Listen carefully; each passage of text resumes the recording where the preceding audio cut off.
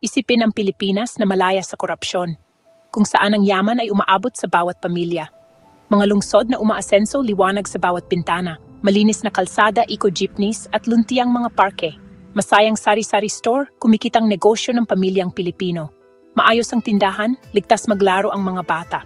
Modernong paaralan, handa ang kabataan sa kinabukasan. Gurong maalaga, estudyanteng may tablet at pag-asa. MRT na maayos, walang baha, disiplinadong biyahe, komportableng sakay, magaan ang araw ng bawat pasahero. Biyayang bukid, mahusay na irigasyon at masaganang ani. Magsasakang taas noo, may kita at dignidad. Makabagong ospital, mabilis ang tugon, ligtas ang daan. Doktor na propesyonal, pasyenteng may ginhawa at tiwala.